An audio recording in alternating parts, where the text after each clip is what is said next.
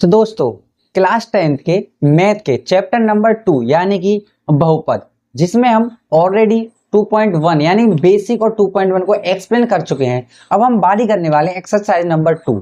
Direct exercise शुरू ना करने से पहले हम उसका पूरा ओवरव्यू जान लेते हैं, फिर उसके बाद एक्सरसाइज करते हैं तो हमारे लिए वो बहुत आसान होने वाला है। अब इस एक्सरसाइज नंबर 2.2 में हम करने क्या वाले हैं, हमको जो द्विघात बहुपद दिया गया होता है उसके हमें फैक्टर यानी कि गुणनखंड करने हैं, और गुणनखंड से हमको उसको शून्य ज्ञात करना है और शून्यकों का फिर योगफल और गुणनफल। शून्यकों का योगफल और गुणनफल ज्ञात करने के बाद उसकी जांच करनी है और फिर हमें बताना है कि ये जांच सही है या गलत है। अब इसका हम ओवरव्यू समझने वाले हैं। जो हमको द्विघात बहुपद दिया गया होगा उसका मानक रूप ax square plus bx plus c होने वाला है। अब आप सोच रहे होंगे कि ये क्या है। ये a b और c ये हमारे कोई नंबर्स हैं। नंबर्स यानी कि कोई पॉजिटिव वैल्यू हो सकती है, कोई नेगेटिव वैल्यू हो सकती है, या फिर कोई रूट वैल्यू हो सकती है। यानी a b c की जगह आपकी कोई भी न्यूमेरिकल वैल्यू हो सकती है। एक्स स्क्वायर एक्स ये हमारे एक चर हैं, यानी एक्स स्क्वायर और एक्स चर हो गए। अब ये द्विघात बहुपद इसलिए है क्योंकि इसकी जो मैक्सिमम पावर है वो 2 है। अब हमें इसके गुणनखंड यानी फैक्टर करने हैं और फैक्टर से उसके शून्य ज्ञात करने हैं। अब शून्य ज्ञात करने से पहले हमें एक बात और जान लेना है, जिस बहुपद की जितनी मैक्सिमम पावर होती है हम उसके उतने ही शून्य ज्ञात कर सकते हैं। यानी इसकी मैक्सिमम पावर 2 है तो हम इसके दो शून्य ज्ञात कर सकते हैं। पहला शून्य होगा अल्फा और दूसरा शून्य होने वाला है बीटा। यदि सवाल में बोलता है कि शून्यकों का योगफल, तो योगफल का मतलब होता है प्लस प्लस यानी कि जोड़। तो हम दोनों शून्यकों को जोड़कर शून्यकों का योगफल ज्ञात कर सकते हैं। यदि क्वेश्चन में बोला जाता है कि शून्यकों का गुणनफल ज्ञात कीजिए, तो गुणनफल का मतलब होता है उसकी गुणा करना यानी मल्टीप्लाई। तो हम कर सकते हैं अल्फा इंटू बीटा। ये हो गया शून्यकों का गुणनफल। अब हमने शून्यकों को समझ लिया, शून्यकों के योगफल गुणनफल को समझ लिया, और साथ में ही हमने फिर से एक द्विघात बहुपद को भी समझ लिया। अब बात आती है कि हम गुणनखंड कैसे करें। इस चैप्टर में गुणनखंड यानी कि फैक्टर बहुत ही इंपॉर्टेंट होने वाला है, क्योंकि बिना फैक्टर के आप एक भी शून्यक नहीं निकाल सकते, ना आप क्वेश्चन को सॉल्व कर सकते। अब फैक्टर करने से पहले हमारे पास जो भी द्विघात बहुपद दिया होता है, यदि वो इस रूप में है तो हमारा पहला काम होता है a और c, यानी a और c की गुणा कर देना, a इंटू सी। यानी इन अचर पद की यानी a और c की जो भी न्यूमेरिकल वैल्यू है हमें उसकी गुणा कर देनी है। गुणा करने के बाद हमारे पास जो भी आंसर आता है, यानी हमारे पास यदि a और c आता है, हमें अब a और c को कुछ इस तरह तोड़ना है, यानी उसके इस तरह फैक्टर्स करने हैं कि a और c को जोड़ने पर, a और c को जोड़ने पर हमें ये भी प्राप्त हो जाए, ये भी प्राप्त हो जाए। अब जरूरी नहीं है कि हम इसको जोड़ें, हम इसको घटाकर भी प्राप्त कर सकते हैं, यानी a में से c को घटाकर भी हमें b प्राप्त कर सकते हैं। अब इससे सॉल्व क्या होता है, यानी समझ में क्या आता है, यदि हम a और c की गुणा करें तो हमें a और c मिलना चाहिए, यदि हम उसे जोड़ें या घटाएं तो हमें b मिलना चाहिए।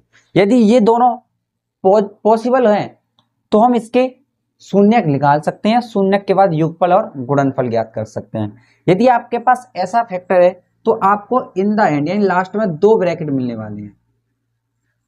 उन दोनों ब्रैकेट से हम x की दो मैक्सिमम या जितनी भी वैल्यू हो वो हम निकाल सकते हैं और शून्यकों को हल कर सकते हैं। अब चलते हैं हम एक्सरसाइज के क्वेश्चन नंबर 1 की तरफ। तो एक्सरसाइज 2.2 का ये पहला क्वेश्चन होने वाला है, जिसमें ये द्विघात बहुपद दिए गए हैं और पूछ रहा है कि द्विघात बहुपद के शून्य ज्ञात कीजिए और उनके शून्यकों के बीच सत्यता की जांच कीजिए। अब सत्यता की जांच का मतलब होता है अल्फा प्लस बीटा की वैल्यू ज्ञात कर और अल्फा इंटू बीटा की वैल्यू ज्ञात करके हम इसकी जांच पता करेंगे।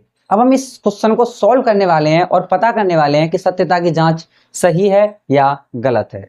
हमारे पास क्वेश्चन पहला ये दिया गया है। सबसे पहले हमारा काम होता है इस द्विघात बहुपद की इसके मानक रूप से तुलना करना, और जो हमारी अचर पद वाली वैल्यू थी a b c उनकी वैल्यू ज्ञात करना। तो मैं इस बहुपद की इसके मानक रूप से तुलना करने वाला हूं, यानी A x square plus B x plus C.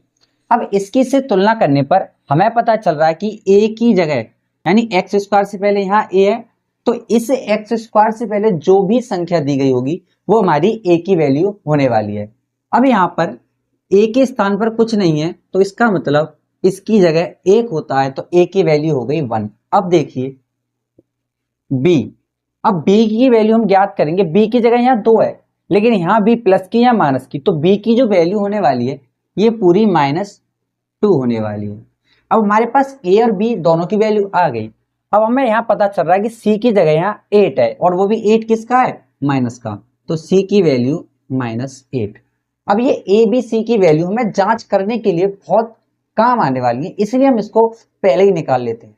अब हम इस द्विघात बहुपद के फैक्टर करने वाले हैं और उसके बाद इसे और अच्छे से समझने वाले हैं। तो हमारे पास एक्स स्क्वायर -2x -8 है। जब भी हम किसी द्विघात बहुपद के शून्य ज्ञात करते हैं तो उसके बराबर में हम 0 लेकर चलते हैं, क्योंकि हमें इसके शून्य ज्ञात करने हैं। अब हमारा जो पहला काम था वो था a और c की गुणा करना। a की जगह यहाँ 1 है और c की जगह 8 है, तो ये हो जाएगा हमारे पास 8। अब इस 8 के हमको फैक्टर करने हैं और उस फैक्टर से हमें b की वैल्यू पता लगानी। तो देखिए 2 चौक 8, 2 दूनी 4 और 2 एकम 2। इस एक का भी हम यूज जब करते हैं जब सवाल के लिए हमें जरूरत पड़ती है, वरना इसे हम इग्नोर करके चलते हैं। अब हमारे पास 2 की वैल्यू 3 बार गुणा में है, इनमें से हमें 2 ऐसी वैल्यू बनानी है, या तो जोड़कर 2 प्राप्त हो या फिर घटाकर। अब देखिए मैंने इन दोनों की तो गुणा कर दी, तो ये हो गया 2 दूनी 4 और ये 2 ऐसे ही छोड़ दिया। यदि हम 4 में से 2 घटा दें तो क्या हमें 2 नहीं मिलेगा? बिल्कुल मिलेगा। यानी हम इस 8 के 4 - 2 करते हैं तो हमारे पास b की वैल्यू मिल जाएगी। यदि हम इनकी गुणा करते हैं तो हमारे पास जो a इंटू सी था वो मिल गया। यानी 4 दूनी देखिए 8 हो जाएगा, और हमारा यहाँ 8 था, और 4 में से 2 गए तो हमारी b की वैल्यू 2 थी और वो हमें मिल गया। अब हमें ये वैल्यू b की जगह पूरी तरह उठाकर रख देनी है, यानी एक्स स्क्वायर माइनस ऐसे रखा, 2 की जगह हमने बनाया था 4 - 2, इसको ब्रैकेट में रखा, बाहर x -8 बराबर 0। बाकी का पूरा समीकरण सेम टू सेम ऐसे ही लिख देंगे, क्योंकि हमने केवल 2 को चेंज किया है और 2 को चेंज हमने केवल उसकी वैल्यू के आधार पर ही किया है। तो अब देखिए, अब इसको ब्रैकेट को हटाएंगे हम। अब माइनस की गुणा जब भी ब्रैकेट के अंदर होती है वो सभी चिन्हों को बदल देती है, यानी प्लस की जो वैल्यू है गुणा में चिन्ह बदल, सॉरी प्लस की गुणा यदि हम माइनस में करते हैं तो प्लस माइनस की जब भी गुणा करने के बाद जो आंसर आता है वो नेगेटिव वैल्यू आती है, यानी -4, और ब्रैकेट के बाहर x भी है तो उसकी भी गुणा होगी, तो 4x।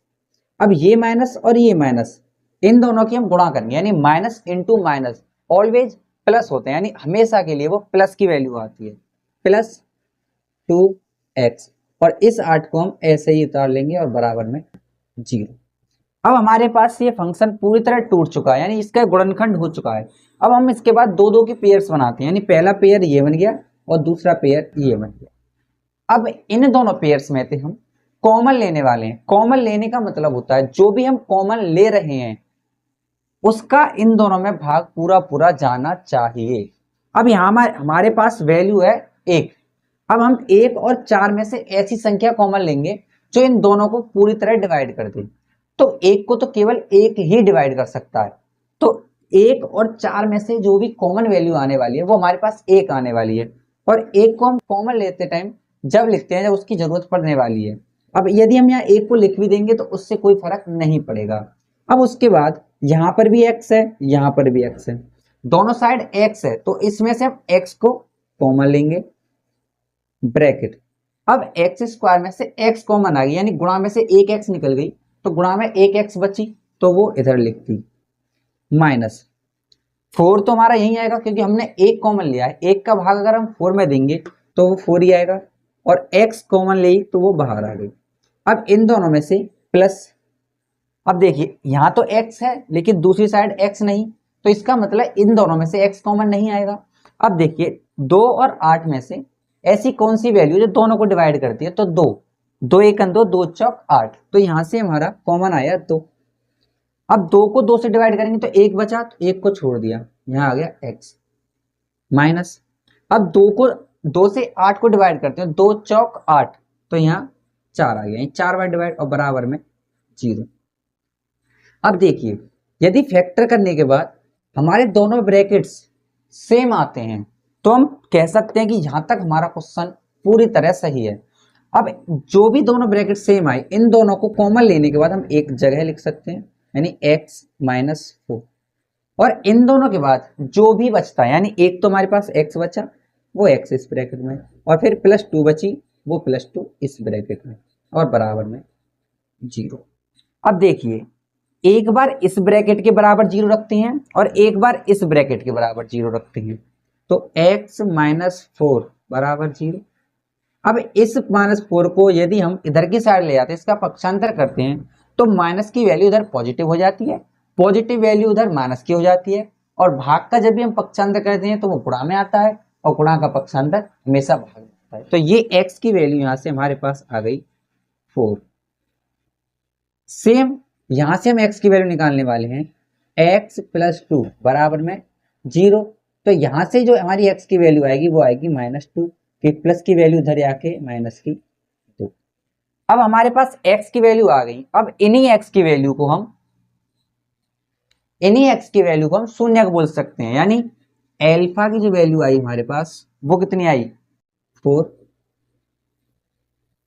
और बीटा की जो वैल्यू आई हमारे पास वो आई -2। अब हमने अल्फा और बीटा के मान निकाल लिए। अब हमारा काम रहा इसमें शून्यकों की जांच करना, यानी अल्फा इंटू बीटा और अल्फा प्लस बीटा की वैल्यू पता करना। तो देखिए अब मैं शून्यकों की जांच करने वाला हूं। शून्यकों की जांच में हमारा पहला काम होता है अल्फा प्लस बीटा पता करना। अल्फा प्लस बीटा का जो फॉर्मूला बनता है वो बनता है -b/a, ठीक है, और अल्फा इंटू बीटा उसकी वैल्यू बनती है c/a।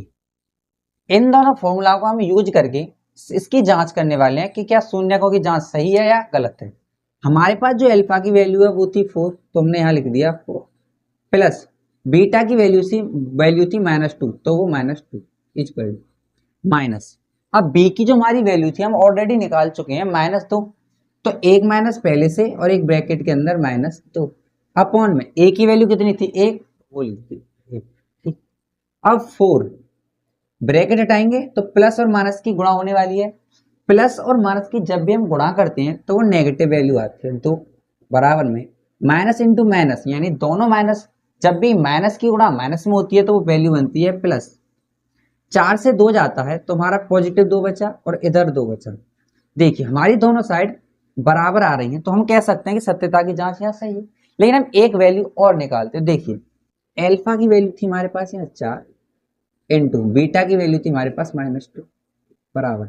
अब सी की जो वैल्यू है हमारे पास वो कितनी थी -8, और ए की वैल्यू 1, तो इसे हम सी और 1 की जगह रख सकते हैं। 8 नीचे 4 की गुणा 2 में करने वाले हैं, तो -8 बराबर सी की वैल्यू थी -8, तो -8। अब यहां भी दोनों वैल्यू सेम और यहां भी दोनों वैल्यू सेम, तो हम कह सकते हैं इस सवाल की सत्यता की जांच बिल्कुल सही है। सेम इसी कंसेप्ट को यूज करके हम इन तीनों क्वेश्चन को आसानी से सॉल्व कर सकते हैं। इसमें केवल x की जगह s है और इसमें भी कोई दिक्कत नहीं है। यहाँ सबसे पहले हम 6 और 7 की, इसको पहले हम मानक रूप में लिखने वाले हैं। मानक रूप का मतलब क्या हो गया, सबसे पहले हमारे पास वहां था ax², यानी सबसे पहले x² वाली वैल्यू, फिर उसके बाद था bx, तो x वाली वैल्यू यहाँ -7x, उसके बाद -3। अब हम यहाँ 6 और 3 की गुणा करने वाले हैं, तो कितना हो जाएगा 18।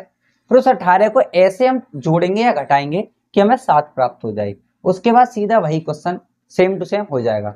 अब मैं ऐसे क्वेश्चन सॉल्व करने वाला हूँ जो थोड़े से अलग हैं, तो पॉइंट 1, 2, 3 आपके लिए बहुत आसान होने वाले हैं, इन्हें आप सॉल्व कर लीजिए। मैं चलता हूँ पॉइंट नंबर 4 की तरफ, वो थोड़ा सा अलग होने वाला है। अब हमारे पास ये दो अलग अलग क्वेश्चन होने वाले हैं और दोनों ही थोड़े थोड़े अलग दे रखे हैं, तो हम इन क्वेश्चन को सॉल्व करते हैं। लेकिन इसमें थोड़ा सा कंसेप्ट चेंज हो गया है, क्योंकि वहां हमारे पास द्विघात बहुपद पूरी तरह दिया गया था, लेकिन इसमें एक पद मिसिंग है। यहाँ हमारे पास c की वैल्यू थी जो अचर पद मिस है, और यहाँ हमारे पास bx मिस है।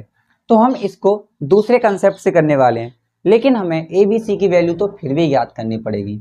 अब इसमें abc की वैल्यू ज्ञात करने के लिए देखिए, यू स्क्वायर से पहले जो a की वैल्यू है वो हमारे पास हो गई 4। अब b यानी x से पहले जो भी वैल्यू होने वाली है वो b की होने वाली, तो 8। अब हमारे पास यहाँ c की वैल्यू नहीं है तो हम उसको 0 मान के चलेंगे। सेम इसी में इसमें t से पहले कितना 1, तो वो a की वैल्यू हो गई। b इसमें मिस है तो b की वैल्यू 0 हो गई, और c हमारे पास -15। पहले हम इसको सॉल्व करते हैं, फिर नेक्स्ट क्वेश्चन की तरफ चलते हैं। तो हमारे पास ये फंक्शन दिया गया है। अब इसके हम पूरे गुणनखंड तो नहीं कर सकते, लेकिन यहाँ से हमारे पास एक शॉर्ट मेथड बनता है जो हम गुणनखंड करने के बाद कॉमन लेते हैं। तो हमारे पास दो वैल्यू हैं, दो पद हैं। इन दोनों पद में देखिए हमारे पास 4 कॉमन है और u भी कॉमन है। अब 4 कॉमन क्यों है? क्योंकि यदि हम 4 से 4 को डिवाइड करें तो एक बार हो जाएगी, 8 को डिवाइड करें तो 2 बार हो जाएगी। अब हमारे पास यू स्क्वायर और यू में से क्या कॉमन है? तो जब भी ऐसी वैल्यू बने तो उसमें से एक कॉमन आ जाती है, क्योंकि इसके पास एक बार यू है, इसके पास 2 बार यू है। अब यहाँ से 4 कॉमन आया, एक बचा। यू स्क्वायर में से यू कॉमन आया तो यहाँ केवल यू बचा, प्लस यहाँ बराबर में 0 रहेगा।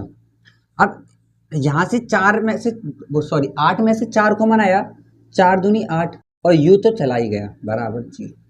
अब देखिए एक बार यू ये रहा हमारे पास, और एक पूरा ब्रैकेट ये रहा।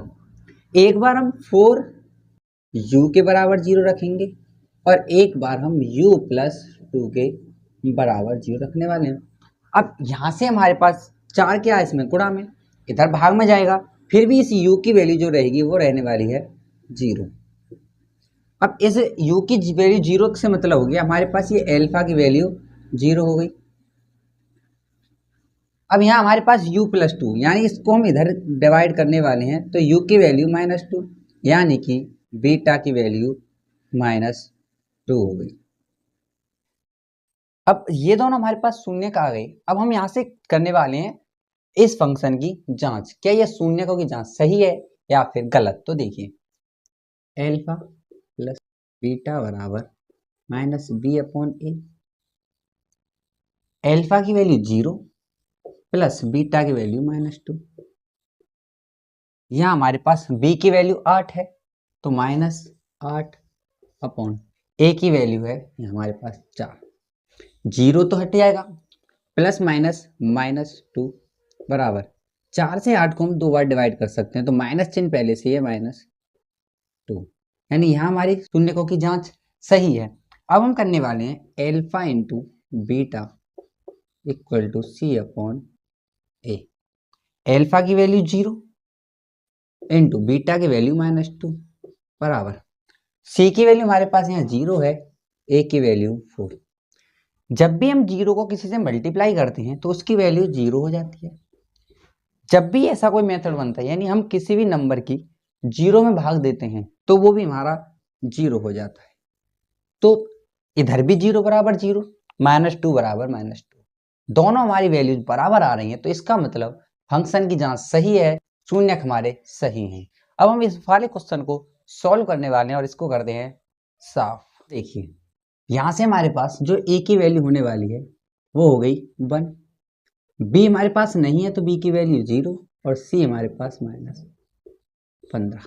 ठीक है, अब देखिए हमारे पास t² -15 है, ना तो हम इसके फैक्टर कर सकते और ना ही इन दोनों में से हम कुछ कॉमन ले सकते।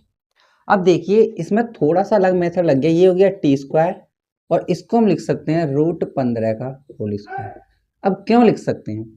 जब भी हमारे पास कोई एक नेचुरल नंबर होता है, एक सादा संख्या होती है 15, अब इस 15 को हम 2 बार रूट में कभी भी लिख सकते हैं जब भी हमें इसकी जरूरत पड़ती है। और ये दोनों किस में होंगी? गुणा में। अब गुणा में एक बार √5, एक बार √5, तो एक पावर इसकी एक पावर इसकी। जब भी किसी सेम संख्या 2 बार गुणा में हो या कितनी भी बार गुणा में हो, उसकी पावर उतनी बार जुड़ जाती है, यानी 1 और 1 2, तो इसकी पावर 2 हो गई। अब ये हमारे पास एक फॉर्मूला बन गया a² - b²। जब भी ए स्क्वायर माइनस बी स्क्वायर होता है तो एक ब्रैकेट में हम ए प्लस बी को जोड़ देते हैं और एक ब्रैकेट में हम ए माइनस बी को घटा देते हैं। सेम यहाँ वही फंक्शन बन रहा है, तो टी माइनस रूट 15 एक बार घटा दिया और एक बार इसको हमने जोड़ दिया। अब बराबर में इसके सॉरी जीरो ही चलेगा, एक बार इस ब्रैकेट के बराबर में जीरो रख दिया तो यहां से टी की जो वैल्यू आने वाली है वो आने वाली है रूट 15, यानी ये होगी हमारी अल्फा की वैल्यू रूट 15। अब यहां से हम दूसरी वैल्यू निकालेंगे टी प्लस रूट 15 बराबर 0, तो यहां से टी की वैल्यू होगी माइनस रूट 15, यानी कि बीटा की वैल्यू माइनस रूट 15। अब हम यहां से शून्यकों की जांच करने वाले हैं, तो देखिए एल्फा प्लस बीटा बराबर माइनस बी अपॉन ए। एल्फा की वैल्यू कितनी है हमारे पास रूट 15, बीटा की वैल्यू कितनी है हमारे पास माइनस रूट 15, और यहाँ बी की वैल्यू हमारे पास 0 यानी माइनस 0 अपॉन ए की वैल्यू 1। देखिए 15 रूट 15 कट जाएगा, इधर 0 और ऊपर 0 यानी ये भी 0, तो यहाँ हमारी सत्यता की जांच कैसी है, सही है। अब हम एल्फा इंटू बीटा निकालने वाले हैं, यानी सी अपॉन ए। अब एल्फा की वैल्यू हमारे पास कितनी है root 15 into minus root 15 beta की वैल्यू। अब सी की वैल्यू हमारे पास माइनस 15 है, तो बराबर माइनस 15 अपॉन ए की वैल्यू हमारे पास 1 है, तो उस 1 को हम छोड़ देते हैं। जब भी हर में यानी नीचे 1 आता है उसे छोड़ देते हैं। अब रूट 15 यानी किसी सादा संख्या को हम दो बार रूट में लिख सकते हैं, तो किसी दो रूट की संख्याओं को सेम टू सेम रूट 15 उसको एक सादा संख्या भी लिख सकते हैं, यानी 15, और ये माइनस आ गई बराबर माइनस, दोनों साइड हमारी बराबर है, ये भी फंक्शन सही ये भी फंक्शन सही, तो हम बोल सकते हैं कि इसके शून्यक सही है और इसके शून्यकों की जांच भी बिल्कुल सही है। अब हम चलते हैं और भी क्वेश्चंस की तरफ। तो हमारे पास क्वेश्चन नंबर 1 में ये दो और थोड़े से अलग क्वेश्चन है, अलग तो नहीं है लेकिन इसमें रूट वैल्यू दे रखी है, तो जब भी इसमें दो रूट वैल्यू दे रखी है तो इसको सॉल्व करने का भी सेम वही मेथड है, और रूट की वैल्यू को तोड़ना भी और जोड़ना भी हम सीख चुके हैं। तो देखिए सबसे पहला काम है हमारा इसमें ए बी और सी की वैल्यू पता करना।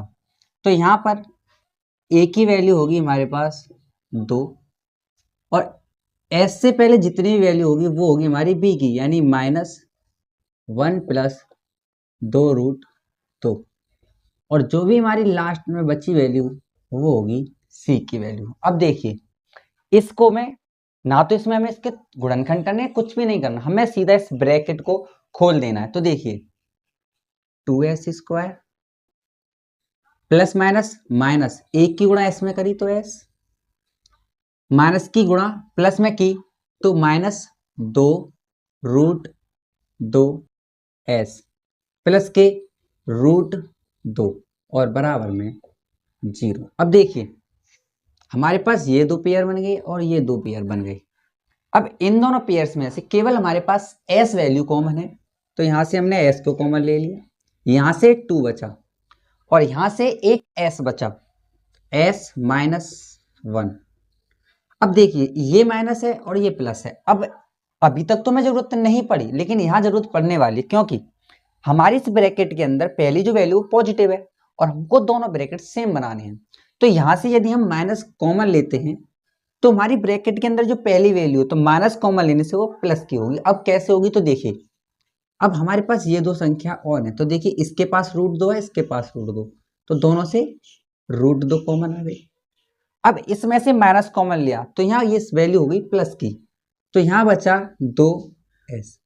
जब भी हम ब्रैकेट्स में कहीं से भी माइनस कॉमन लेते हैं तो वो अंदर वाले जितने भी वो चिन्ह से होते हैं, प्लस हो माइनस हो, वो चेंज हो जाते हैं, प्लस का माइनस में माइनस का प्लस में।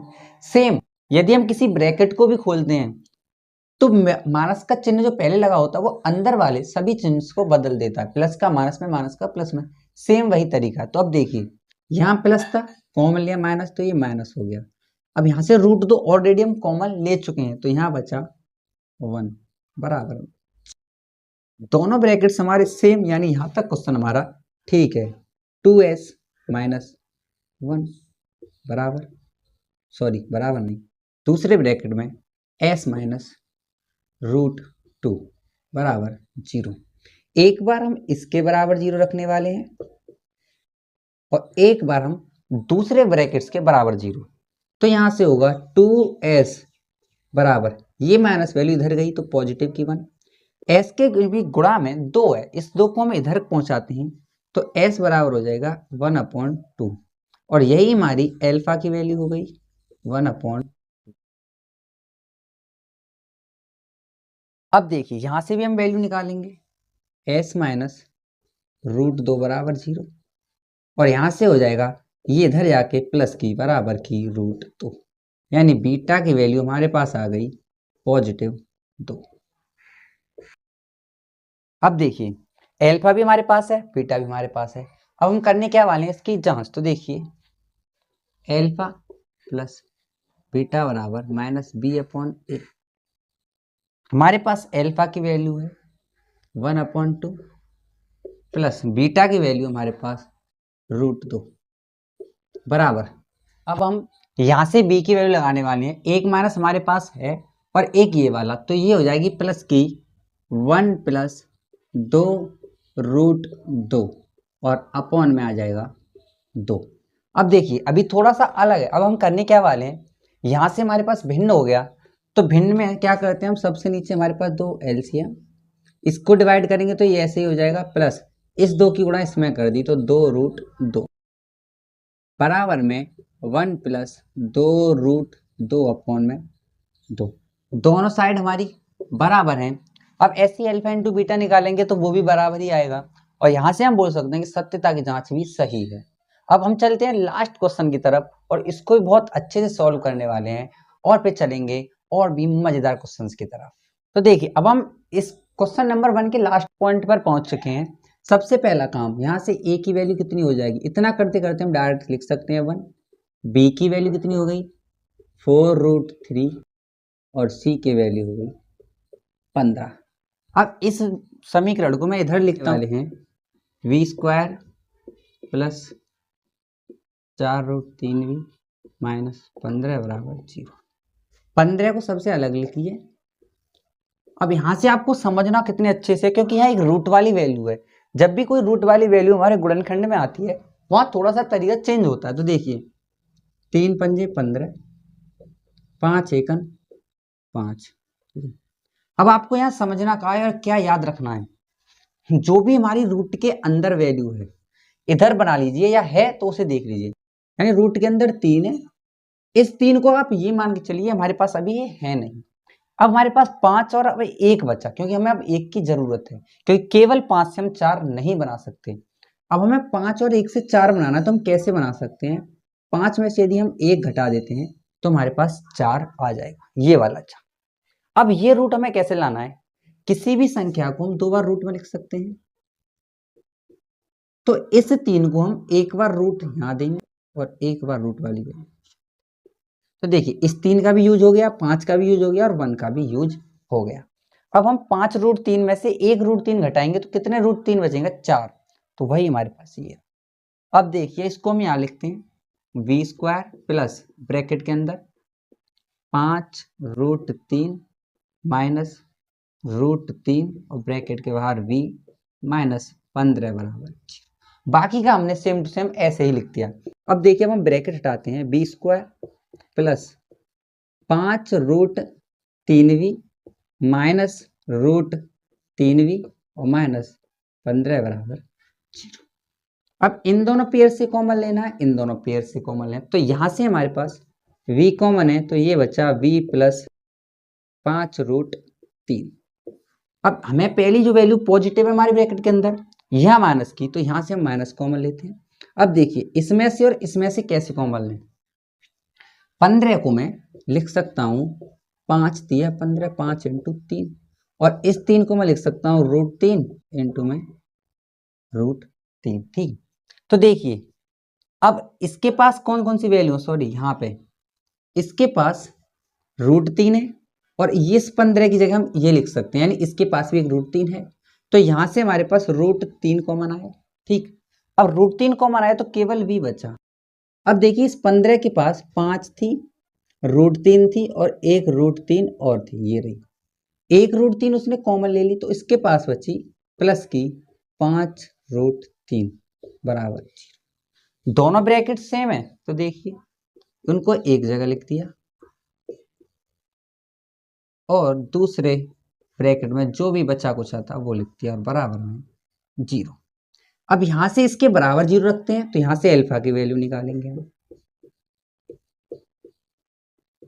यानी v की वैल्यू यहां से हो गई -5√3, सॉरी 5√3 और यही वैल्यू हमारी अल्फा की हो जाएगी -5√3।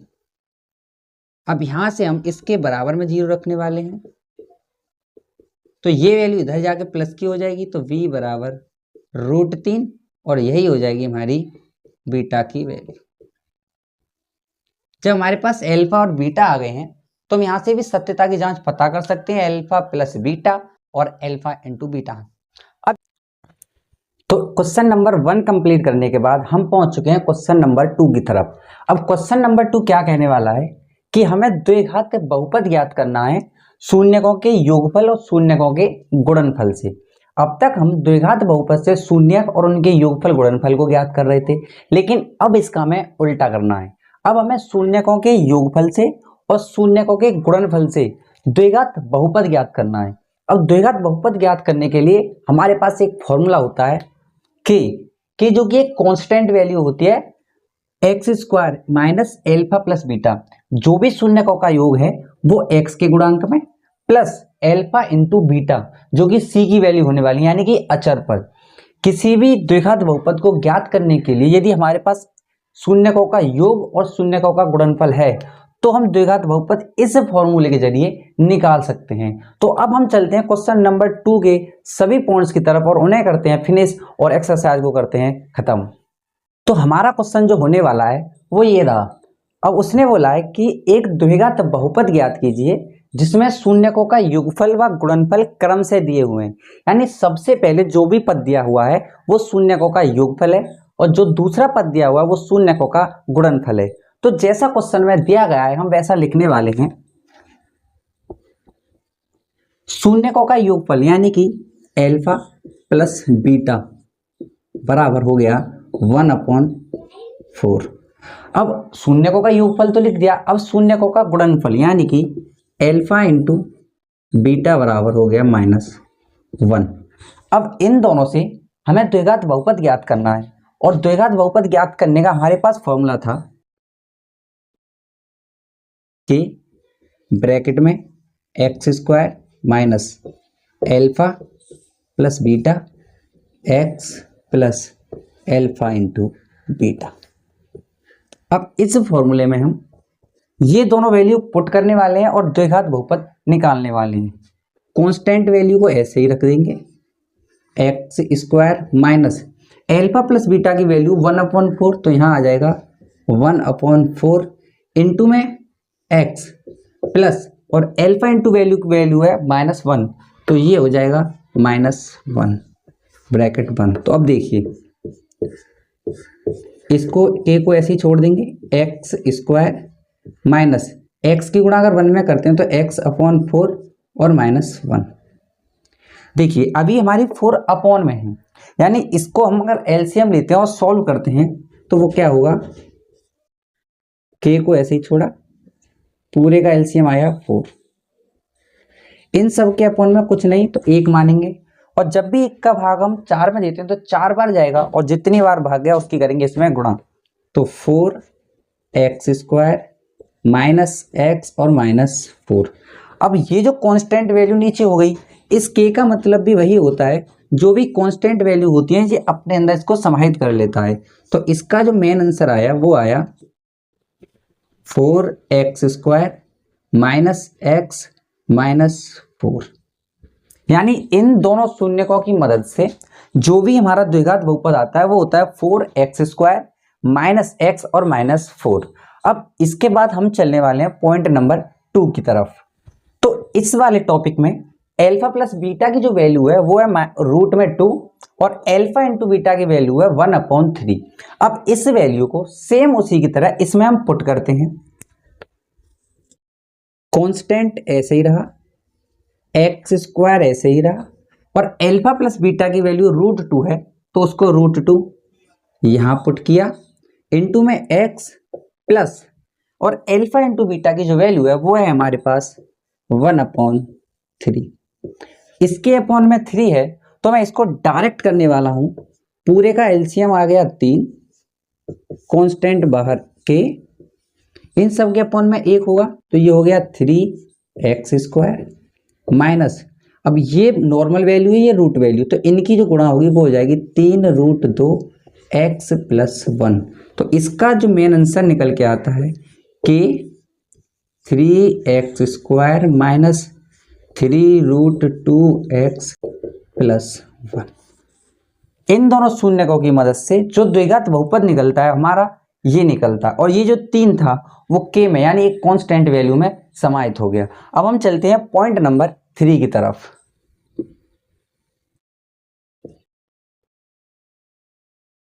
इस वाले पॉइंट में एल्फा प्लस बीटा यानी शून्यकों का योग 0 है और शून्यकों का गुणनफल √5।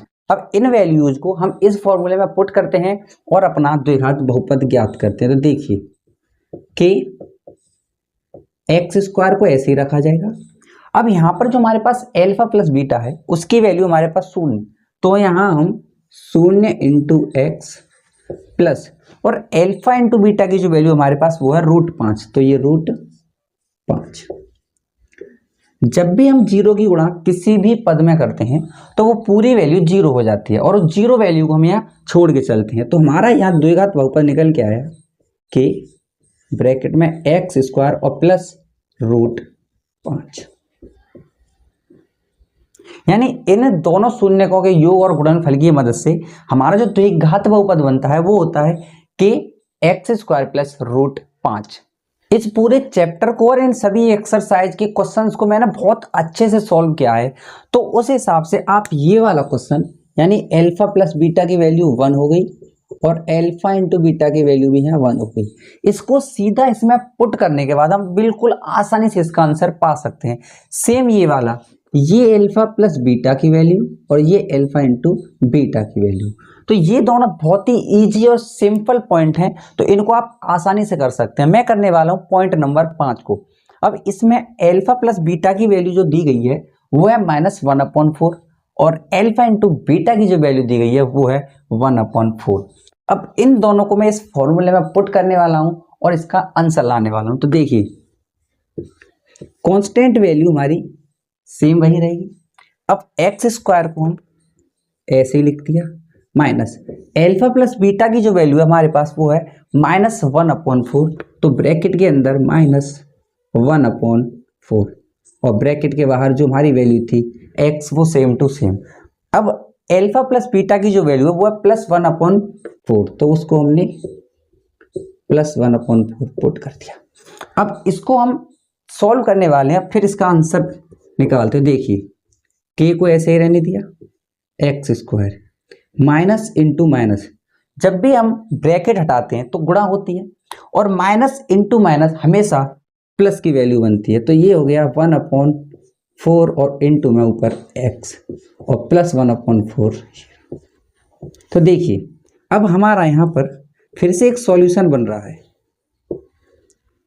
नीचे यहाँ 4 है यहाँ 4 है, तो यानी इन दोनों का यदि हम एलसीएम लेते हैं तो वो आ जाएगा यहाँ पर 4। उसके बाद इनके पद के नीचे जो भी वैल्यू होती है यानी हर की जो वैल्यू होती है उसका हम इसमें डिवाइड देते हैं यानी भाग करते हैं, तो 1 का 4 में भाग 4 बार जाता है और जितनी बार भाग जाता है उसके ऊपर गुणा करते हैं, तो ये हो जाएगा 4x² प्लस इस 4 से इसमें 4 में भाग देंगे तो 1 बार, तो ये हो गया x, इससे इसमें भाग देंगे तो ये हो गया 1।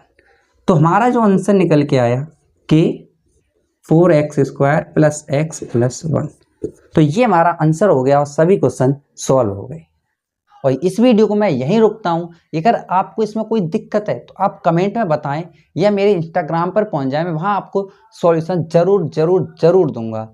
तो वीडियो को अगर अच्छी लगती है तो लाइक करें, नहीं अच्छी लगी तो डिसलाइक करें और कमेंट में आपके दिमाग में जो भी था जो भी है जरूर लिखें। धन्यवाद। जय हिंद। वंदे मातरम।